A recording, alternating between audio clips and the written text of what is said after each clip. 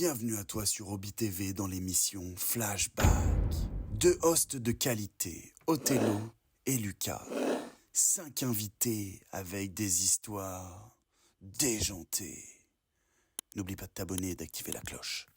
On va commencer avec le premier, un invité, on va dire son nom, c'est Zion, c'est un DJ de chez nous évidemment. Vous l'avez peut-être vu récemment au Boomin Fest, où il a fait tout un DJ set, si je me souviens bien. Vous l'avez peut-être vu au festival Rap Plume aussi, qui est passé à Nantes. Il n'y a pas très longtemps, vous l'avez peut-être, possiblement, vu sur un rooftop à New York, il nous en parlera. Moi je suis chaud pour qu'il vienne dès maintenant. Hein. Zion, t'es chaud? Ouais, toi? Forcément, t'es dans un rooftop à New York, en fait, tu vois? Non, tranquille, c'est toute l'année que c'est comme ça. Ah, incroyable, j'adore. Sa apologie. Exactement, incroyable. Comment ça va? Ça va et toi? Bah, ça va super, écoute, je suis très content d'être là avec toi. Bah écoutez, merci déjà pour l'invitation, ça fait grave plaisir. En tout cas, je voulais vraiment vous remercier pour ça. Ça fait plaisir, n'hésite pas à te présenter, toi, comment tu peux te présenter Zion, ça fait 3 ans maintenant que je suis sur la région nantaise, que j'évolue un peu à droite à gauche dans cette région-là et dans toute la région ouest. Que ce soit Nantes, toute la région vendéenne, ce qui est aussi Bordeaux, Poitiers, Limoges, tout ça. Et tu bouges bien. On a plein de projets qui se feraient à ça. Et puis, comme tu disais juste avant, là, on sort juste du Boomin ce week-end. Donc, incroyable. Donc très sympa. Ouais, bonne expérience, ce Boomin. Ouais, très bonne expérience. On a déjà... Bonsoir, bienvenue. Bonsoir. Je me permets déjà une petite intervention du chat qui est quand même bien marquée. Il y a au moins 3 personnes qui me disent wesh, il y a Drake, c'est Drake, c'est comment les mailles. Donc, en fait, c'est un happening, ce n'est pas Zion, c'est Drake avec... je suis désolé, voilà, surpris. Du coup, pourquoi t'as porté 2 fois contre Kendrick Lamar? On peut en parler, hein. C'est tout récent. Je vais peut-être porter 3 fois plein, parce que son dernier album, ça commence à devenir un peu lourd. C'est beaucoup, hein, c'est beaucoup, mais il est fort. Il est fort. Très fort. Donc non, on est là pour donner la force, là. Ok, trop cool. Mais du coup, t'as mixé un peu partout, etc. Là, t'as d'autres projets qui arrivent en ce moment? Ouais, bien sûr. En fait, là, on a carrément ouvert un label de production. Ouais, Zion Records, en fait, qui nous permet en fait, de réunir mes 3 univers musicaux. Et, qui est simplement l'aspect No Sleep, qui est le côté plus urbain. On a la New Wave, qui est vraiment pour la nouvelle génération rap. Et on a le dernier, qui est 360 tours, qui est vraiment en fait, un général de tout ce que tu peux écouter, que ce soit de la house, de la techno, un mélange de latino, les funk. C'est vraiment toutes des inspirations du monde entier. Ok, trop cool. Et j'avais vu un peu, du coup, Zion Records, j'ai vu les No Sleep, et du coup, les No Sleep, il y a eu les 2 ans il n'y a pas très longtemps. Ouais, c'est ça, il y a eu les 2 ans il n'y a pas longtemps. Là, on travaille avec mon collaborateur qui s'appelle ZZ. Big up à lui, il est juste derrière nous. Et donc, du coup, on travaille comme ça fait depuis maintenant 10 ans qu'on se connaît. Donc, on a réussi à faire tout ce qu'on fait maintenant et par projet de s'exporter pour début 2025. Ok, s'exporter du coup, parce que tu as déjà commencé, on va dire. Je me suis déjà exporté moi en solo et en fait, l'objectif c'est de vraiment exporter tout l'aspect concept de soirée. Avec vraiment une identité bien précise par rapport à ce que j'ai envie de jouer ou produire par rapport à ça. Avec un show qui sera vraiment élaboré, que ce soit du 3D, des cadeaux à gagner, etc. Donc ça nous permet de faire ça comme ça. Ok, c'est cool. Ouais, t'avais vraiment envie d'avoir plus de gens qui puissent tomber sur ces soirées. Ouais, mais c'est ça. Même plus que ça, c'est vraiment avoir un échange. Ouais, exactement. Je trouve ça hyper important parce qu'aujourd'hui, il y a beaucoup de mecs qui veulent devenir DJ, mais moi, la première chose que je leur donne, c'est vraiment de développer une fibre en fait, avec les gens qui sont en face de toi. Ok. Ça peut être donné à tout le monde ou pas, mais c'est quelque chose qui se travaille et je trouve que c'est hyper important. Ok, c'est hyper intéressant. Ouais. On peut vite oublier que DJ, c'est pour faire kiffer les gens en fait. Exactement. C'est pour faire kiffer les gens et c'est un échange aussi. Et là-dedans, tu peux apporter quelque chose en plus. Ok, trop cool. Hyper intéressant. Donc, on pourra en débattre pendant au moins des heures. Je pense facilement, c'est sûr. Moi, je vais de toute façon me taire pendant un petit moment.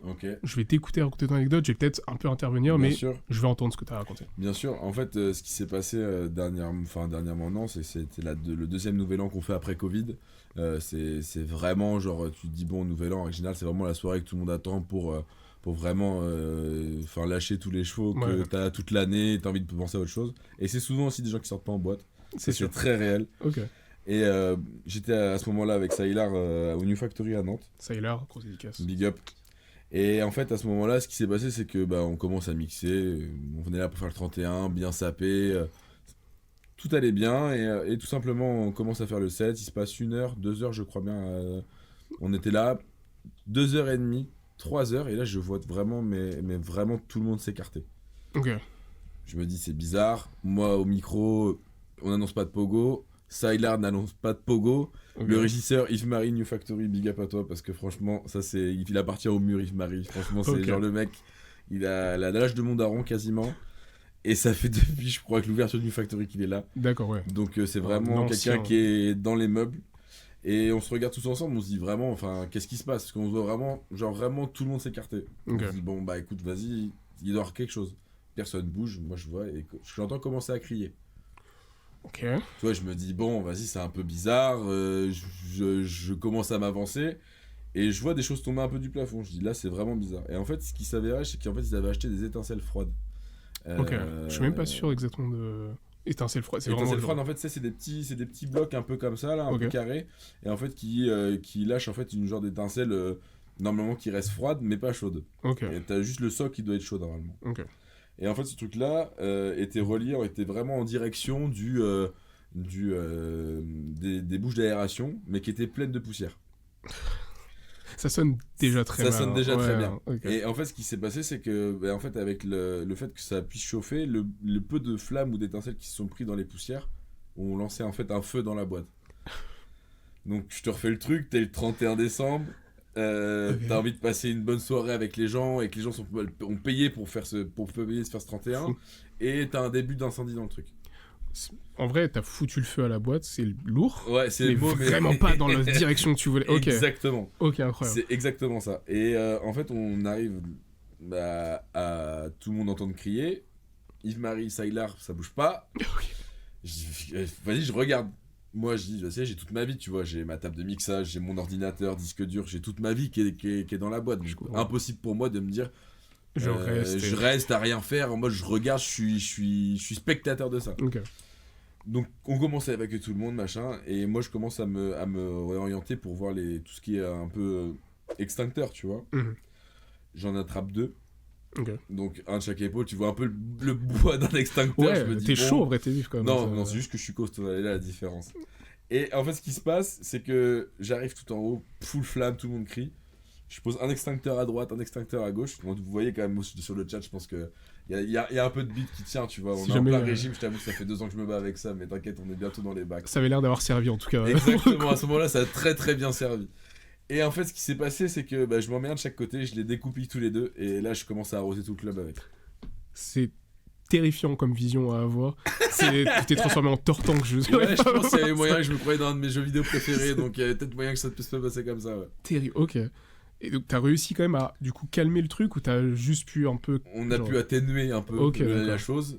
J'ai arrosé quand même en fait, à l'époque, il y avait des écrans autour, en fait, t'as tout un truc où il y a jeu de lumière, et t'as des écrans qui sont tout autour. Et donc là, je commence à tout arroser. Ça avérage quand même que j'ai cassé les télés parce que du coup, avec je sais pas comment ça s'appelle, le genre de mousse, ouais, c'est un peu bizarre. Et ça, en fait, ça a niqué tout le système de télé. Après, entre des télés et des vies, j'ai envie de dire, il y a un petit voilà. débat qui peut se créer. Exactement. Il y a quelqu'un dans le chat qui a... alors du coup, je reprends le relais avec le chat. Là, on a 2 comparaisons pour toi, Zion, sur cet événement. Donc, soit tu te considères comme un tortank sous hydrocanon, soit comme Rambo qui rafale les flammes. C'est ça, c'est exactement ça. Ou alors, carrément, la troisième question, c'est Zion qui a mis le feu ou c'est un matos qui a pété? Moi, je pense première en vrai. Parce que... Mais j'aime bien la deuxième aussi. La deuxième, ça m'excite un peu plus, tu vois. Je pense qu'il y a un truc qui se passe. Ouais, on va peut-être pas commencer un procès ce soir si on peut. Jamais, après. Tortank ou Rambo, à toi. C'est ça, terrible. Ok, je suis plus Rambo, moi. Plus Rambo? Ouais, je suis plus Rambo, moi. C'est terrifiant. Mais du coup, quand tu vois que les gens commencent à s'écarter, etc., toi, t'es toujours en train de mixer du coup avec Saillar? Je suis toujours en train de mixer. Je venais de donner le relais à Saillar. Et à un moment donné, je me dis, mais c'est pas possible, pourquoi les gens s'écartent, tu vois. Et c'est vrai qu'il y a personne qui sont venus vous voir. Non, genre vraiment tout le monde s'écartait, tout le monde regardait en l'air. Je me dis, mais il doit se passer quelque chose là. Soit ils m'ont dit, il y a une danseuse, un truc, je suis pas au courant. Qui se dit, ok, bon, il faut de la place. Il faut de la scène. Voilà, il y a un truc qui descend de la structure, je sais pas ce qui se passe. Et moi, instinctivement, je regarde et je vois le feu. Et c'est là où je réagis tout de suite. Ok, ouais. Et du coup, quand t'en parles aux gars, etc., genre eux, comment ils réagissent, tu vois, parce que... ils réagissent pas, en fait, genre, ils sont bloqués. Tu sais, t'as des gens qui réagissent différemment devant un danger, il y en a qui bougent, il y en a qui sont crispés, tu vois. Ouais, je comprends. Ça dépend de l'intérieur de toi, tu vois. C'était un peu Rambo, ou plus... Les arbres dans le film. Voilà, exactement. Soit tu brûles, tu vois. Donc non, en vrai de vrai, non, c'est ça. Et puis après, on arrivait vraiment au moment où j'étais en train d'éteindre le feu, et ce qui a permis d'atténuer et entre guillemets à sauver la boîte, mais pas la soirée. Ouais, bah après, de toute façon, j'imagine qu'après ça, c'est dur de renchaîner sur un son. C'est impossible parce que tout est coupé, lumière sécurité, alarme incendie.